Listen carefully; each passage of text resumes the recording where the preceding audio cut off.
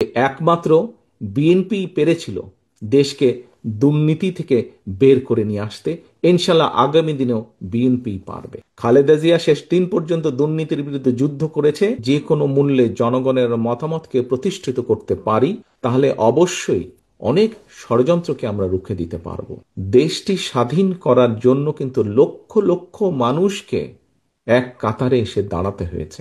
আজকে আমরা দেশ গড়ার পরিকল্পনা, এই কাজটি যদি আমাদেরকে সফল করতে হয়, সারাদিন যে সকল বিষয় নিয়ে তোমরা আলোচনা করলে, এই কাজগুলোকে নিয়ে যদি আমাদের সফল করতে হয়, অর্থাৎ দেশকে যদি সামনে নিয়ে যেতে হয়, মানুষকে যদি তার অবস্থান পরিবর্তন করে ভালো অবস্থানে নিতে হয়, তাহলে আমাদের সকলকে কাঁধে কাঁধ মিলিয়ে কাজ করতে হবে। 5ই আগস্টের পর থেকে আমি গত প্রায় 1 বছরের বেশি সময় ধরে বলে আসছি যে আমাদের সামনের সময়গুলো কিন্তু খুব ভালো নয়। সামনে অনেক কঠিন সময়ে অপেক্ষা করছে আমাদের জন্য। বিভিন্নভাবে বিভিন্ন রকম ষড়যন্ত্র বিভিন্ন জায়গায় হচ্ছে। এই ষড়যন্ত্র রুখে দিতে পারে এই দেশের জনগণ, এবং এই ষড়যন্ত্র জনগণকে নিয়ে সাথে রুখে দিতে পারে বিএনপি, বাংলাদেশ জাতীয়তাবাদী দল। এই ষড়যন্ত্র এই ষড়যন্ত্র রুখে দেবার একমাত্র উপায় হচ্ছে গণতন্ত্র, গণতন্ত্র এবং গণতন্ত্র। আমরা যদি গণতন্ত্রকে প্রতিষ্ঠিত করতে পারি, যে কোনো মূল্যে জনগণের মতামতকে প্রতিষ্ঠিত করতে পারি, তাহলে অবশ্যই অনেক ষড়যন্ত্রকে আমরা রুখে দিতে পারবো। পলাতক যে স্বৈরাচার, তারা বিএনপির সম্পর্কে যেসব মিথ্যা প্রপাগান্ডা ছড়াতো, আমরা ইদানিং লক্ষ্য করছি কিছু কিছু ব্যক্তি বা দল ঠিক একই সুরে গান গাইছে বা একই সুরে কতগুলো কথা বলার চেষ্টা করছে। এখন প্রশ্ন হচ্ছে, তাদেরও তো দুইজন ব্যক্তি আমাদের সাথে সেই সময় সরকারে ছিল। এই দুজন ব্যক্তি পৃথিবীতে আর নেই।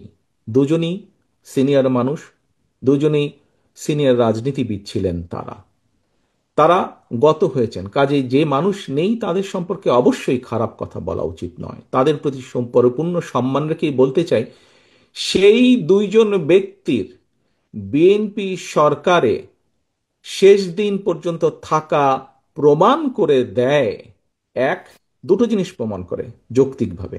এক, তারা অবশ্যই পূর্ণ কনফিডেন্স ছিল খালেদা জিয়ার উপরে যে খালেদা জিয়া দুর্নীতির বিরুদ্ধে যুদ্ধ করছে, সেজন্যই তারা শেষ দিন পর্যন্ত ছিল।